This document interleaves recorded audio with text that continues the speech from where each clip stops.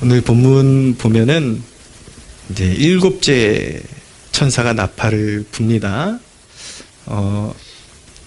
잘 들으시면 요한계시록이 되게 모호하고 어렵다라는 생각이 들 수가 있는데, 잘 들으면 여느 성경과 똑같이 은혜로운 말씀입니다. 처음에는 제가 요 개념에 대해서 설명할 때 좀 생소하다 그러다가 조금 깊이 들어가면 늘 듣던 얘기를 제가 반복하게 될 것입니다. 왜냐하면 성경의 말씀, 진리는 하나니까, 관통하는 것이니까. 그래서 주제가 명확하구나라는 것을 깨닫게 될 테니까 그냥 어렵다라는 생각을 내려놓고 그냥 귀를 잘 기울여 주시면 됩니다. 이제 심판이 진행되는데, 일곱째 나팔은 사실은 이제 이후에 나타나는 일곱 대접으로 나아가는, 일곱 대접은 이제 지구의 완전한 종말을 일으키는 그런 완전한 심판을 말하는 것입니다. 그 완전한 심판으로 가는 연결고리가 바로 일곱째 나팔입니다. 그런데 일곱째 나팔과 완전한 멸망의 심판이 되는 일곱 대접 사이에 하나님께서 사도 요한에게 또 환상을 보여주시는데, 오늘 보면 또 하늘 보좌를 보게 하시는 거예요. 지구가 종말이 오고 온 세상이 심판이 도래해도 성도가 바라봐야 할 곳은 그런 혼돈 속에 시선을 둬야 하는 것이 아니라, 땅이 무너져도 성도는 하늘 보좌를 바라봐야 한다는 것을 말씀하고 있는 것입니다. 이제 16장에 가면은 이제 대접이 막 쏟아지기 시작하는데, 12, 13장은 어떤 우리가 싸우고 있는 이 영적 싸움의 영적 도회와 같은 부분이다라고 말씀드릴 수 있습니다. 이제 12장은 우리가 성도가 싸우고 있는 영적 싸움의 근거가 무엇이냐, 영적 싸움의 그 배후에 있는 사단의 세력이, 사단과 교회의 싸움이 어떻게 시작되었는지 그 싸움의 근원에 대해서 말씀하고 있는 것이고, 13장은 그 사단의 권세가 이 세상에 있는 권세들, 그 적그리스도 세력을 어떻게 사용해서 교회를 어떻게 핍박하는지를 보여주는 대목이 바로 13장입니다. 근데 이제 12, 13장의 그런 마귀의 역사와 그 마귀의 하수인들의 역사를 깨닫게 해주시기 전에 하나님께서 성도들로 하여금 하늘 보좌를 한번 더 바라보게 하시는 것입니다. 성도는 이 땅의 일을 잘 알아야 됩니다. 이 땅에서 혼란스러운 일 배후에 어떤 역사가 일어나고 있기 때문에, 어떤 세력이 있기 때문에 이 가시적인 세상에서 이렇게 혼돈과 악이 극성을 부리고 교회가 왜 이렇게 핍박을 받아야 되는지에 대한 그런 땅의 일들에 대한 정확한 진단이 성도에게 있어야 하는 것입니다.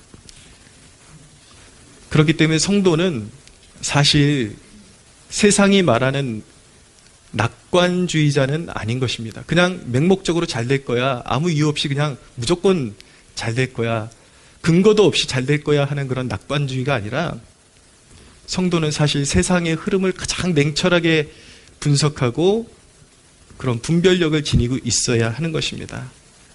그럼에도 불구하고 성도가 끊임없이 바라봐야 할 것은 바로 하늘을 바라봐야 하는 것입니다.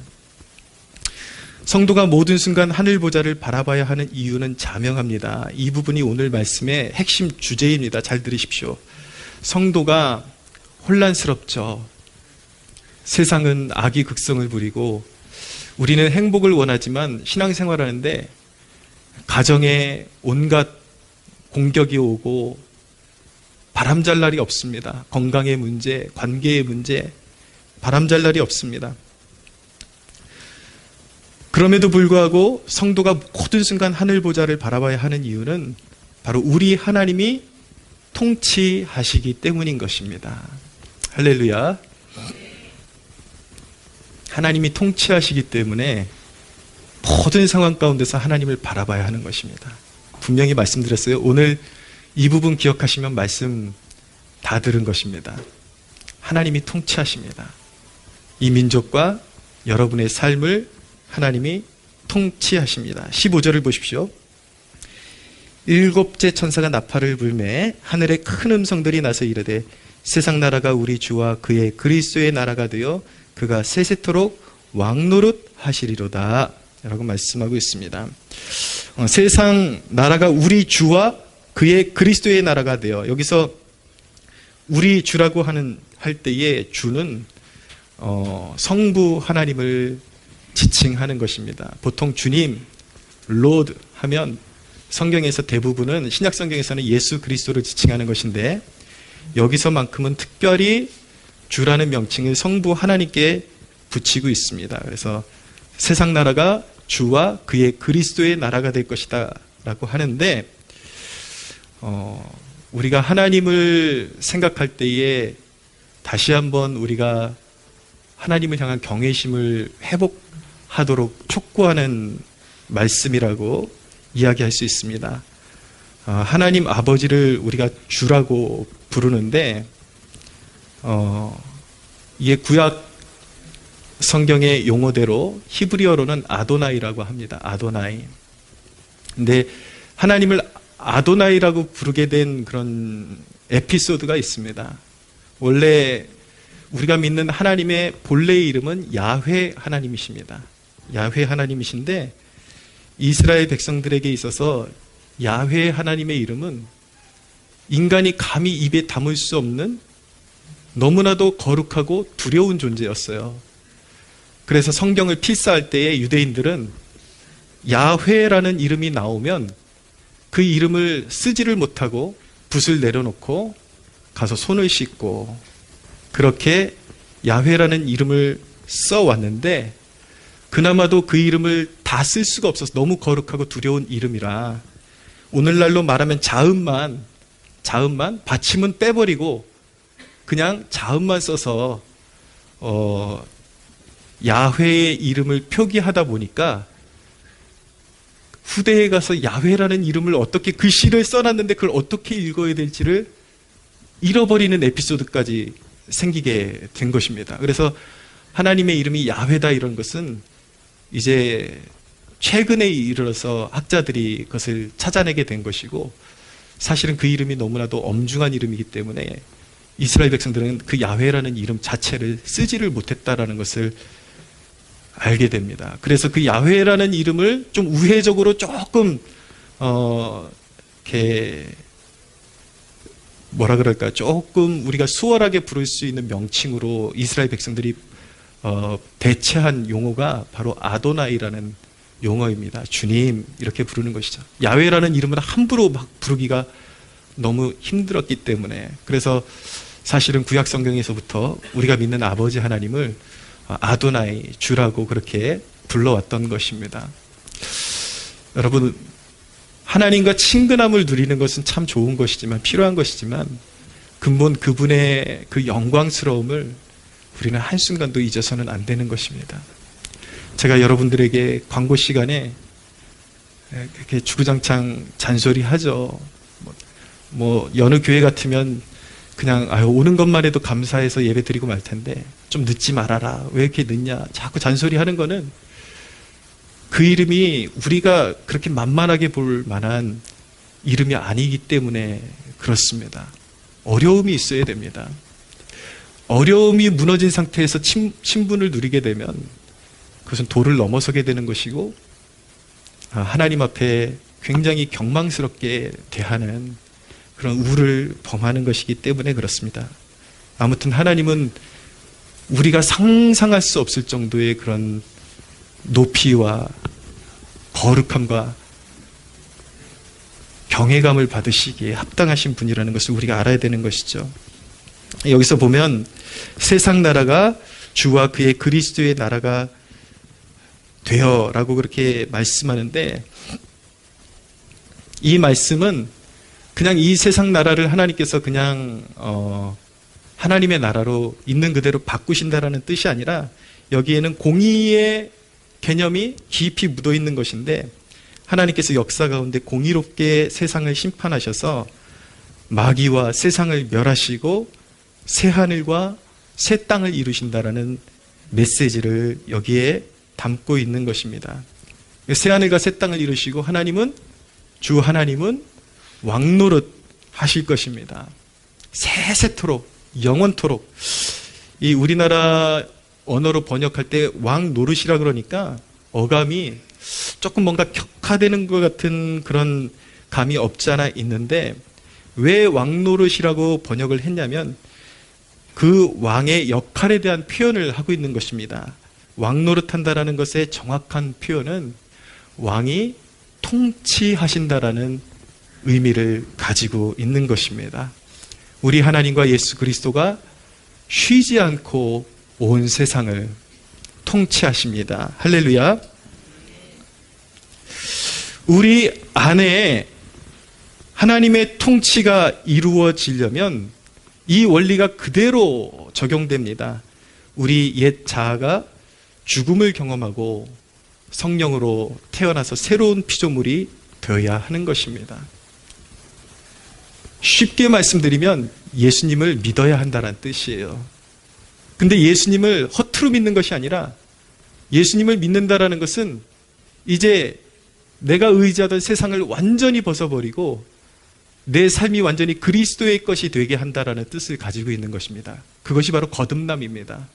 그래서 내 옛 자아가 완전히 죽어지는 경험을 통해서 내가 그리스도와 함께 새롭게 살아난 피조물임을 인정하고 깨닫게 될 때에 주 하나님의 통치가 우리의 삶 가운데 드리워지고 역사하기 시작하는 것입니다. 하나님의 통치는 무엇을 하는 통치인가? 바로 성도들을 보호하시고 공의롭게 세상 나라를 재판하시고 심판하시는 것입니다.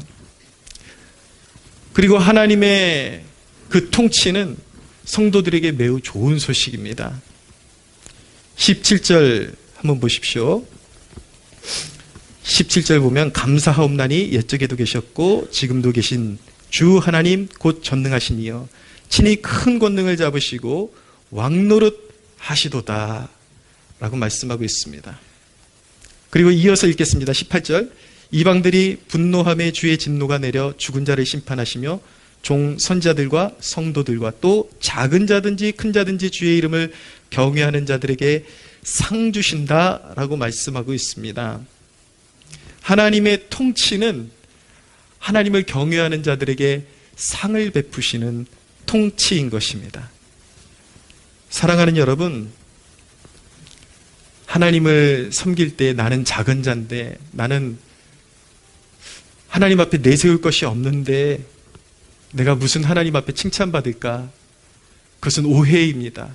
하나님은 작은 자이든지 큰 자이든지 상을 베푸시는 분이십니다. 그를 경외하는 사람들에게 아무것도 없어도 괜찮습니다. 몸뚱아리 하나만 있어도 괜찮습니다. 세상 사람들에 비해서, 그 어떤 사람들에 비해서 한없이 부족해 보여도 괜찮습니다. 하나님께서 여러분들에게 주신, 각자에게 주신 1달란트가 있는데, 어떤 사람들은 5달란트 받은 사람도 있고 2달란트 받은 사람도 있지만, 나에게는 1달란트밖에 없는 것 같지만 그 1달란트를 최선을 다해서 하나님을 위해서 사용하고 하나님께 올려드릴 때에 남하고 비교할 필요가 없는 거예요. 나의 삶의 현주소에서 내게 있는 그대로 하나님 앞에 정성을 올려드리고 최선을 다해서 섬기면 하나님께서 그것을 기쁨으로 받아주시고 반드시 마지막 날에 큰 상으로 갚아주시는 분이 바로 우리 하나님이십니다. 할렐루야. 그것이 바로 하나님의 통치입니다. 우리가 세상을 살면서 낙담하는 이유는 무엇입니까? 통치에 대한 이해 부족 때문인 것입니다. 보통 사람들에게 하나님의 통치는 너무나도 막연하게 들리고 뜬구름 잡는 소리처럼 들리기 마련입니다. 그래서 성경은 육에 속한 사람은 영의 일을 알지 못한다라고 말씀하는 것이죠. 여러분, 그렇지만 하나님의 통치는 우리의 삶의 아주 디테일한 부분까지 미치고 있는 것입니다. 지금도 하나님은 우리의 삶을 통치하고 계십니다. 다스리고 계십니다. 성경의 에스더서만큼 하나님의 통치를 잘 드러내는 책은 드물 것입니다. 에스더의 서에 보면은 이스라엘의 대적자 하만이라는 인물이 나타나죠. 아말렉 사람 하만. 그가 계략을 세워서 왕을 잘 포섭을 해가지고 이제 유다인들을 다 진멸시킬 계획을 세웁니다. 하루아침에 다 죽여버리려고 왕의 도장을 받아서 이제 날짜를 정해놓고 이제 죽일 날을 기다리고 있었습니다. 그런데 그 하만의 등장은 이스라엘에게 큰 위협이기도 했지만 거기에는 하나님의 큰 계획이 도사리고 있었습니다. 바로 영적으로 잠들어 있는 이스라엘을 깨우시고 큰 구원을 이루고자 하시는 하나님의 계획에서 그 위기가 비롯된 것입니다. 그 모든 사건에 이미 하나님이 계획하셨고 하나님이 일하고 계셨습니다. 여기서도 우리가 신앙의 아주 기본적인 그런 개념들을 배우고 지나갈 수가 있는데, 에스더서에 보면은 하나님께서 직접 여호와께서 가라사대 여호와께서 이르시되, 이런 말씀이 하나님이 직접적으로 등장하는 말씀이 단 한 구절도 없습니다. 그럼에도 불구하고 성경이란 말이에요. 이런 역사서를 읽을 때 사람들은 질문을 합니다. 여기 맨 지명 나오고 사람 이름 나오고 사람들끼리의 옥신각신 하는 사건이 나오는데 이게 왜 성경입니까? 이게 왜 하나님의 말씀입니까? 하나님 한마디도 안 하시는데. 그런데 오해인 것입니다. 그 성경을 기록하는데 하나님께서 저자를 성령으로 붙드셔서 그 사건을 통해서 보이지 않지만 하나님의 백성들을 구원으로 이끄시는 영적인 원리를 거기에다 다 담아 놓으셨기 때문에 그 저자는 성령이시요 바로 하나님의 책이요 하나님의 성경으로 인정이 되는 것입니다. 그래서 에스더서에 보면은 여호와께서 이르시되, 이런 말씀이 한마디도 나타나지 아니함에도 불구하고 땅에서 일어나는 하나님의 백성들의 사건을 여러분들이 가만히 읽어보면, 야, 이거 신기하다. 하나님이 아니시면 할 수 없는 일들이 이루어지고 사람의 관계 속에서 이루어지는 일인데 누군가가 개입하고 있다는 것을 너무나도 선명하게 볼 수 있게 되는 것입니다. 그런데 이 이스라엘의 역사에 바로 하나님께서 개입하고 계시다는 것을 에스더서를 통해서 너무나도 선명하게 볼 수 있게 되는 것이죠. 하나님께서 이스라엘 백성들을 구원하시기 위해서 위기가 오기 전에 벌써 하나님께서는 큰 한 수를 준비해 놓으셨습니다. 이스라엘을 구원하시기 위해서 에스더라는 인물이 왕의 이제 왕후로 등극하는 사건을 예비하시죠. 이제 원래 왕의 이제 왕후가 와스디라는 여인이었는데, 왕이 큰 잔치를 베풀고 왕후의 아름다움을 과시하기 위해서 왕후를 사람들 앞에 불러냈는데, 그 와스디라는 왕후가 왕의 청을 거절했습니다. 거절하는 바람에 이제 왕의 신하들이 왕에게 그런 조언을 한 것이죠. 아마 이 사건을 그냥 묻어두고 가면은 온 백성들 가정마다 남편을 업신여기고 왕을 업신여기는 그런 풍습이 퍼져나가게 될 것입니다. 그러므로 지금 불순종하는 왕후를 폐하시고 새로운 왕후를 찾으소서. 왕이 그 조언을 듣고 왕후 와스디를 폐하고 찾아낸 인물이 바로 유대의 후손이었던 에스더라는 인물이었던 것입니다. 그래서 하나님께서 에스더를 왕궁으로 들어갈 수 있도록 그렇게 준비를 하신 것입니다. 근데 모르드게라는 인물, 이제 에스더를 길러낸 인물입니다. 이 모르드게라는 인물이 하만하고 숙적이 돼가지고 거기서 이제 하만이 이제 그 원한을 품고 유다 백성들을 다 죽이기로 한 것인데, 이 위기 가운데 모르드게와 에스더는 이제 유다 백성들이 다 죽어나갈 그 위기 앞에서 하나님 앞에 유다 백성들과 함께 힘을 합해서 3일 동안 금식하면서 하나님 앞에 엎드리게 됩니다. 근데 에스더가 이제 왕후가 되긴 했는데, 당시의 법이 왕이 부르지 않은 사람이 왕이 있는 왕궁에, 왕이 있는 보좌 앞에 갑자기 쑥 나타나면 무조건 죽이게 되어 있었습니다. 왜냐하면 왕을 살해하려는 그런 위협으로 다가왔기 때문에 왕의 허락을 받지 않고 나타나는 사람은 무조건 죽이기로 되어 있었습니다. 근데 당시에 왕이 어떤 고민이 있었는지 에스더를 깊이 사랑하면서도 부르지를 않았던 거예요. 근데 왕후라 할지라도 부르지 않고 나갔는데 왕이 금규를 내밀지 않으면 바로 왕후라 할지라도 죽임을 당할 수밖에 없는 상황이었는데 3일을 금식하고 에스더가 죽기를 각오하고 나갔을 때에 왕의 눈에 그날따라 에스더가 너무나도 아름답게 보여서 바로 규를 내밀고 에스더의 소원을 들어주기로 결단을 하게 된 것입니다. 너의 소원이 무엇이냐? 너무 그날따라 마음이 에스더를 향해서 활짝 열려가지고 네가 원하면 이 나라의 절반이라도 떼어주겠다. 마음이 활짝 열리게 된 것입니다. 그러니까 에스더가 자기 민족 유다 백성들이 지금 도살당할 위기 가운데 있는 이 위기를 왕에게 전할 기회가 활짝 열리게 된 것입니다. 또 한 가지 사건을 하나님께서 준비하셨는데 이제 유다 백성들이 진멸당할 위기 앞에서 이 왕이 어느 날 잠이 오지를 않는 거예요. 그래서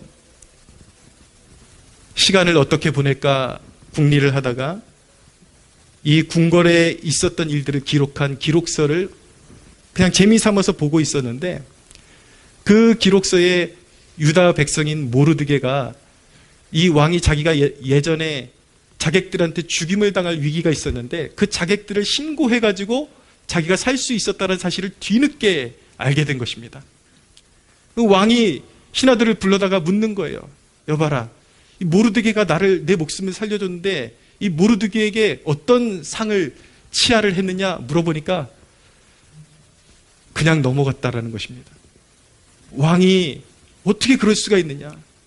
내 목숨을 살려줬는데 어떻게 상을 베풀지 않을 수가 있느냐? 그래서 하만에게 가야 될 영광이 모두가 모르드게에게 그 영광이 쏠릴 수밖에 없게 되었고 하나님께서 이 모르드게와 에스더를 붙드사 완전히 상황을 역전시키셔서 모르드게를 죽이기 위해서 이 하만이 장대를 세웠는데 하나님께서 그 역사를 역전시키셔서 모르드게가 달려야 할 그 장대에 하만이 달려 죽는 그런 역사가 일어나게 된 것입니다. 할렐루야. 여러분, 이 사건을 보면 구석구석 가운데 하나님의 손길이 보인다라는 것을 알게 됩니다. 하나님이 사람의 마음을 여시고 우연같이 보이는 그 상황 가운데 하나님께서 개입하셔서 하나님의 백성들을 구원하는 길로 이끌어 가신다라는 것을 볼 수 있게 되는 것이죠. 여러분 보이십니까? 여러분 바로 이것이 하나님의 통치인 것입니다. 하나님의 통치가 사람의 감정에도 미치고 있고 사람의 관계 속에도 미치고 있고 모든 상황 가운데 하나님의 통치가 이루고 역사하고 있는 것입니다. 할렐루야.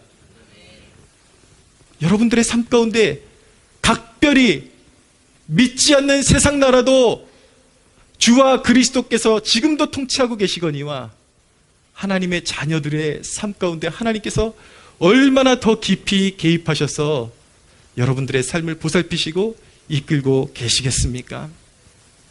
여러분들의 삶을 보살피시고 통치하시는 주 하나님께 영광 올려드릴 수 있는 여러분들 되시기를 주님의 이름으로 축원합니다. 주님의 통치를 이해하고 눈을 들어서 보좌를 바라보면은 아무리 지금 상황이 녹록치 않고 힘든 상황이 할지라도 비로소 하나님이 지금 상황을 통치하고 계시다라는 것을 영안으로 바라보게 되면은 바로 그곳에 하나님의 평강이 임하게 되는 것입니다. 그래서 믿는 자는요, 비바람이 부나 파도가 쓰나미가 밀려오나 그 어느 곳에서나 영적인 평강을 누리고 있어야 정상인 것입니다. 오늘 이 예배를 통해서 하나님 나라의 평강이 여러분들의 마음 가운데 깃들고 주장하는 축복을 누리시기를 바랍니다. 여러분, 우리 주 하나님은 통치하십니다. 그런데 우리 하나님의 통치의 수단을 이해하고 배워야 하는 것입니다. 하나님께서 우리의 삶을 통치하시는데 하나님께서 어떤 수단들을 통해서 우리의 삶에 더 깊게 역사하시고 온전한 통치를 이루어 가신다는 것을 배워야 합니다. 하나님께서 통치하시는 그 수단은 첫째로 우리의 믿음입니다. 우리의 믿음을 통해서 하나님께서 통치하십니다. 믿음을 지키기는 쉽지 않습니다. 현실의 맞바람이 너무나도 거세기 때문인 것입니다. 그러나 여러분 기억하십시오. 불신의 생각에 여러분들이 하나님의 통치를 향한 그 믿음을 내어주는 순간 여러분들은 모든 상황에 휘둘리게 될 것입니다. 문제가 해결되는 것이 아니에요. 염려하고 근심하고 걱정하고 불평한다고 해서 그 상황이 해결되는 것이 아닌 것입니다. 하나님의 통치를 신뢰하는 믿음은 현실을 회피하는 것이 아닙니다. 되려 정확한 통찰을 가지고 세상을 바라보는 것입니다. 지금 상황이 너무 어렵지만 이 상황을 하나님이 통치하고 계시다. 우리 주 예수 그리스도께서 통치하고 계시다. 이 믿음이야말로 이 믿음을 통해서 우리 주 하나님이 우리의 삶을 다스려 가신다는 사실을 믿으시는 여러분들 되시기를 바랍니다. 두 번째로 하나님의 통치의 수단은 우리의 말과 언어입니다. 진실한 믿음에서 우러난 말은 축복이 되고 능력이 될 수밖에 없는 것입니다. 우리 예수님은 자신의 통치의 의지를 언어에 담아서 표현하셨습니다. 말에 담아서 표현하셨습니다. 베드로를 처음 만났을 때 베드로의 처음 이름은 시몬이었습니다. 예수님께서 자신을 따르는 시몬을 향해서 시몬을 앞으로 큰 사람 낚는 어부가 되게 하리라는 큰 원대한 비전을 품으시고 너를 앞으로 개발하리라, 반석이라 하리라. 여러분 성경을 보시면 베드로만큼 실수 많이 하는 사람이 있던가요? 베드로는 완전한 사람이 아니었습니다. 그러나 주 예수님께서는 베드로를 향해서 내가 너를 반석으로 만들어낼 것이다라는 그 의지를 언어에 담아서 선언하신 것입니다. 우리 그리스도인들도 막연한 낙관주의가 아니라 주님이 우리를 통치하시기 때문에 반드시 의를 이루시고 뜻을 이루신다라는 믿음을 가지고 믿음의 언어를 선언하는 법을 배워야 하는 것입니다. 할렐루야. 예수님께서 믿는 자들을 구원하고자 하시는 그 의지를 예수님께서는 말씀으로 표현하셨습니다. 내게 오는 자를 그 누구도 쫓아내지 아니하고 아버지께서 내게 붙여주신 자들을 내가 하나도 잃어버리지 않고 마지막 날에 그들을 다시 살릴 것이다 라고 말씀하셨습니다. 예수님께서 통치자이시고 인류의 심판장이시기 때문에 예수님께서 믿는 자들을 마지막 날에 살리시겠다라고 선언하셨다라면 세상도 마귀도 그것을 막을 수 없는 것입니다. 할렐루야. 믿는 자는 죽어도 살 것입니다. 여러분, 우리 주위에 이해할 수 없는 일이 일어날 때에 서로에게 우리는 믿음의 사람이기 때문에 불만을 부추기기보다 이렇게 격려할 수 있어야 하는 것입니다. 뭔가 하나님의 뜻이 있을 거야. 기다려보자. 격려할 수 있어야 하는 것입니다. 믿음을 가지고 막연하지만 이제 망했다 이것이 아니라 하나님이 뭘 하실 것 같으니까 기다려보자. 그렇게 격려하면서 인내해야 하는 것입니다. 예수님은 자신에게 치유받기를 원하고 나오는 맹인들에게 물어보셨습니다. 내가 능히 이 일을 할 줄을 믿느냐? 라고 물어보셨을 때 맹인들은 대답했습니다. 주여 그러하오이다. 우리도 그렇게 대답해야 합니다. 내게는 능력이 없지만 주님께서 붙드시면 주님께서 이 일을 이루실 수 있는 능력이 주님께 있습니다. 그러므로 내가 주님을 믿나이다 라고 그렇게 고백할 수 있어야 하는 것입니다. 할렐루야. 우리는 여호수아와 갈렙처럼 말할 수 있어야 합니다. 가나안을 정탐했던 12명의 정탐꾼들 가운데 10명의 정탐꾼들은 다 우리 망했다. 저들이 얼마나 장대한 민족인지 우리는 메뚜기 같다 라고 말했을 때에 여호수아와 갈렙만큼은 아니다.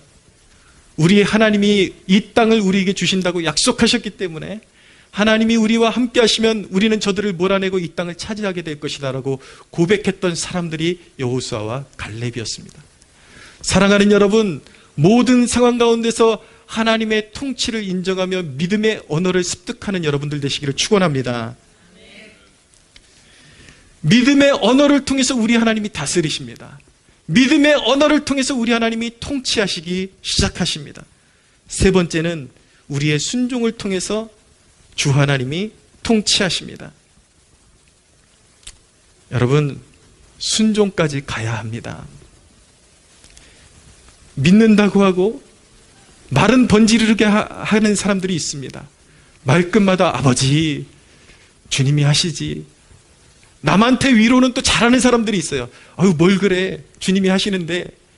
말은 그렇게 하는데 꼭 결정적으로 행동은 결정적인 순간에 미꾸라지처럼 빠져나가고 거꾸로 행동하는 사람들이 있습니다. 여러분, 이것은 가짜인 것입니다. 야고보서가 그런 믿음을 가지고 귀신들도 그 정도는 믿는다. 야고보가 그렇게 비판을 한 것입니다. 우리의 믿음은 진짜여야 합니다. 순도 높은 믿음이어야 합니다. 그 순도 높은 믿음은 우리가 믿고 말로 선언한 대로 행동할 수 있어야 하는 것입니다. 여러분, 하나님의 통치를 이해하고 믿는 사람은 당장에 그 통치를 행하시고 이루시는 자리로 나아가야 하는 것입니다. 여러분, 제가 놀라운 비밀 한 가지 알려드릴까요? 하나님의 통치가 가장 크게 역사하는 자리가 어디인 줄 아십니까? 바로 이 예배의 자리입니다. 할렐루야. 이 강단에서 선포되는 말씀을 통해서 통치가 이루어지고 있는 것입니다. 여러분들이 믿음 없이 행동했고 믿음의 언어를 갖지 못했던 것들을 오늘 이 말씀을 통해서 다시 회복하고 하나님 앞에 여러분들의 삶을 복종시키기로 결단할 때에 하나님의 통치는 이 예배의 자리를 통해서 여러분들의 삶 가운데 스며들기 시작하고 역사하기 시작하는 것입니다. 할렐루야. 여러분, 예배의 자리에 나오지 않고는요, 하나님의 온전한 통치를 기대할 수 없게 되는 것입니다. 예배는 하나님의 통치의 보좌가 드리워지는 것입니다. 사랑하는 여러분, 그냥 자리에만 앉아있지 말고 믿음의 눈을 드십시오. 예배 자리에 나왔다면 그냥 멍하니 앉아있지 말고 믿음의 눈을 들어서 하나님의 보좌를 바라보십시오. 그 통치가 이루어지고 있는 것. 하나님은 기도라는 순종을 통해서 가장 강력한 통치를 이루십니다. 여러분, 모든 상황 가운데 하나님 앞에 기도하며 매달리며 하나님의 인도를 구하는 순종이 있어야 하는 것입니다. 할렐루야.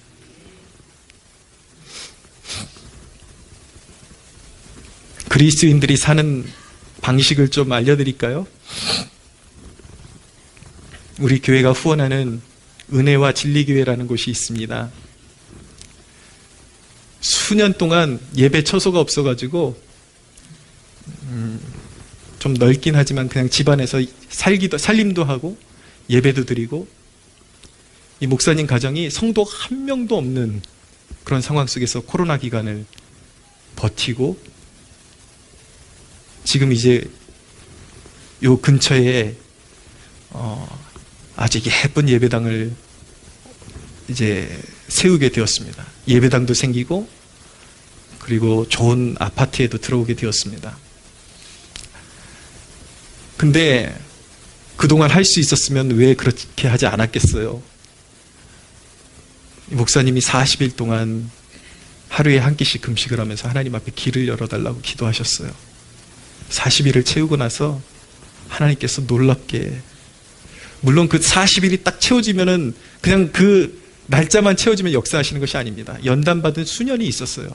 하나님의 때가 되었기 때문에 기도할 마음이 생겨났고 금식하면서 40일을 기도했는데 이제 때가 무르익으니까 하나님께서 역사하기 시작하시는데, 하나님께서 자그마하지만 너무 아름다운 예배당 잘 인테리어도 할 수 있게 그렇게 해주셨고, 가족이 머물 수 있는 보금자리도 아름답게 열어주셨고, 그리고 한 가지 간증을 하시는데 그런 간증을 하시더라고요. 뭐 목사들이 가진 게 뭐가 있겠어요. 집에 이제 오래된 식탁을 교체하고 싶어서 이제 식탁을 찾으려고 남양주 쪽에 그런 가구들 파는 데를 이렇게 찾아다닌 거예요, 이분이. 근데 이분이 가서 꿈은 컸는데 가서 그 숫자가, 공짜가 개수가 붙은 걸 보고 너무 놀랐다라는 것입니다.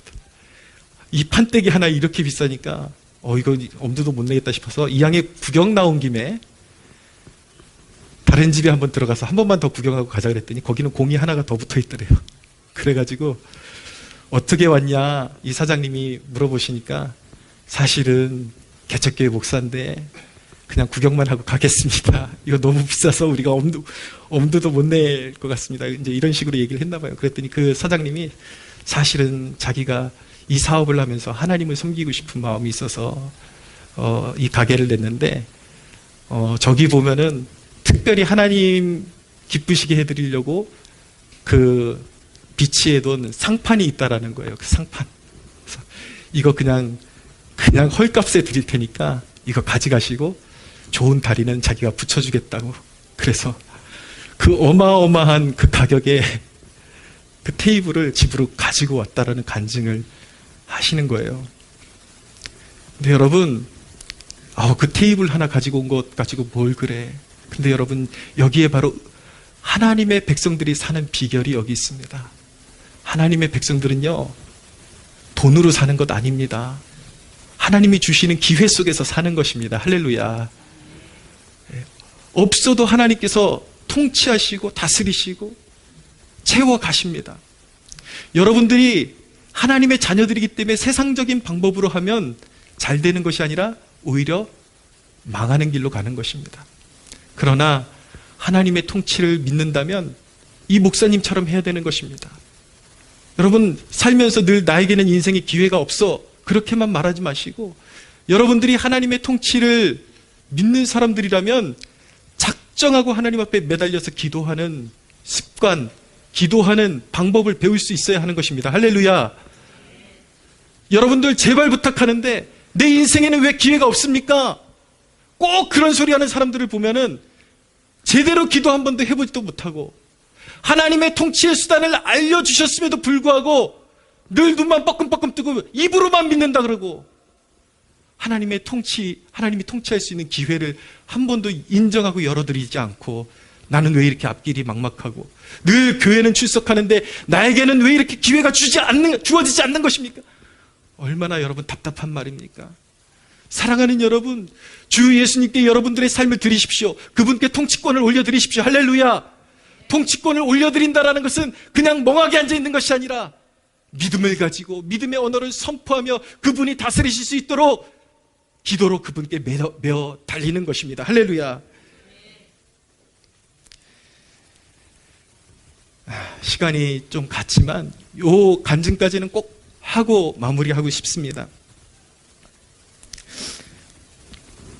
우리 한결이가 한 3달 넘게 두통에 시달렸습니다. 저는 밤에 잠을 못 자는 거예요. 애가 머리를 막 감싸고 떼굴떼굴 구르는데 그냥 액면 그대로 표현하면 애가 저러다 미치는 건 아닐까? 하면서 그 험난한 기간을 보내면서 아픈 가족을 두고 있는 성도들의 심정이 이해가 가는 거예요. 얼마나 마음이 어려울까? 근데 병원에 가서 아무리 약을 지어도 호전이 되지를 않는 거예요. 애는 막 미치겠다 그러고 그러니까 그나마 이제 위로가 되는 게 게임을 시켜주면 거기에 애가 좋아하니까 이제 정신이 몰두가 돼가지고 조금 진정제 역할을 하는 거예요. 그래서 저렇게 죽을 정도로 아픈 것보다는 애를 조금 진정시키는 게 좋겠다 그래서 처음에는 게임을 시켜줬습니다. 그랬더니 그 게임 시간이 점점 길어지면서 새벽 2시, 3시가 돼도 잠을 못 자는 거예요. 약을 먹어도 병원을 그렇게 찾아다녀도 서울대병원에서 사진 찍어보고 내노라 하는 병원에 사진 찍어도 의사들도 모르겠대요. 왜 그런지 모르겠대요. 아무 이상이 없는데 왜 그런지 모르겠대요. 근데 말씀드린 것처럼 일단 약이 들어야 이게 뭐 고칠 엄두가 나는데 약이 들지를 않는 거예요. 제가 그때 전일 금식을 하고 저녁마다 가서 아이 머리에다가 안수하고 기도를 하는데 그날 저에게 어떤 주어졌던 느낌은 뭔가 한풀 꺾어지는 그런 어떤 감동이 있었습니다. 그런데도 차도가 보이지를 않는 거예요. 그래서 안 되는 것인가 그랬는데 제가 기도하고 그런 이제 감동을 받은 이후로 그나마 조금 다행이었던 것은 이제 약이 들기 시작하는 것입니다. 어떤 약도 들지를 않았는데 평범한 진통제가 이제 타이레놀 같은 게 애가 이제 좀 들기 시작하는 거예요. 그래서 다행인 거는 애가 그래도 숙면을 취할 수 있게 되었다라는 건데 그럼에도 불구하고 애가 너무너무 아파하고 이제 점점 오락에 몰두하면서 거기에 이제 집착하기 시작하는 거예요. 그래서 이래서는 안 되겠다. 애 고장나겠다. 그래서 믿음으로 이거를 이겨내야 한다라는 그런 마음의 결단을 하고 각오를 하고 그 이후로 아이를 학교를 보내기 시작했습니다. 제가 조금 되게 엄하게 했어요. 애가 못 가겠다 그러면은 매도 들고 심지어는 제가 아이에게 너 죽어도 학교 가서 죽어라. 앉아서 죽어라 그랬어요. 학교 가라. 일상 회복해야 된다. 너 여기 있다가는 정말 인생 끝나는 수가 있다. 학교 가라. 그리고 아이는 점점 자신이 약해진다고 생각하니까 일상을 회복할 생각을 안 하는 거예요. 약을 먹이면서 산책을 시키기 시작했습니다. 그리고 중요한 결단은 애가 게임이나 유튜브를 보지 않으면 진정이 안 되는데 이러다가 애를 더 망치겠다는 싶은 생각이 각성이 들면서 이걸 다 끊어내야 되겠다는 생각이 드는 거예요. 그래서 그날 이후로 게임을 멈추게 했습니다. 못하게 했어요. 근데 나중에 알게 된 사실인데 지 혼자 몰래 하고 있었더라고요. 몰래 하고 있었는데 어쨌든 공식적으로는 끊어냈습니다. 끊어내고 이제 침을 좀 맞췄어요. 근데 어느 날 그렇게 하나님 앞에 나으리라는 소망 가지고 그 믿음 가지고 분투하는 중에 어느 날 자는데 애가 땀을 흘리는데 머릿속에 머리에서 얼굴에서만 땀이 그렇게 나는데 베개가 흥건히 젖을 정도로 땀이 한 이틀 정도 흘리고 나서 그때부터 몸이 회복되어지고 이제는 거의 90% 이상이 완전히 회복되어지게 되었습니다. 할렐루야. 하나님께 감사합니다. 여러분, 하나님의 통치가 임하게 하려면요, 그냥 멍하게 있는다고 되는 것이 아니라 하나님의 통치가 우리의 삶의 현장에 임하기를 간절히 원하는 그 믿음을 가지고 선언하면서 행동해야 하는 것입니다. 믿음의 결단으로 밀고 나가야 하는 것입니다. 세상은 계속 그러는 거예요. 우리 아이 같은 경우도 그렇지만 그렇게 하다가 아이 더 큰일 날 수 있어. 계속 유튜브 보여줘야지, 계속 게임 시켜줘야지, 애 지금 움직이면 안 돼. 세상은 계속 안 되는 쪽으로 우리를 밀어가려고 하지만 하나님의 통치를 믿는다면 그 믿음을 가지고 일어서야 하는 것입니다. 할렐루야. 사랑하는 여러분, 골로새서 3장 1절에서 2절은 위를 바라보라고 우리에게 도전하고 있습니다. 항상 모든 상황 가운데서 땅을 바라보지 말고 위를 바라보라. 하나님의 통치의 보좌를 바라보라. 할렐루야. 사랑하는 성도 여러분, 여러분들의 삶의 주와 그리스도가 통치하게 하십시오. 여러분들의 삶을 통치의 수단으로 주님 앞에 헌신하십시오. 날마다 말씀으로 다져지고 순종의 기쁨을 드리십시오. 여러분들의 믿음과 말과 순종이 여러분들의 선 곳에 주님의 다스리심이 임하도록 하는 그런 시온의 대로가 될 줄로 믿으시기를 바랍니다. 우리 하나님께 영광의 박수 올려드리겠습니다.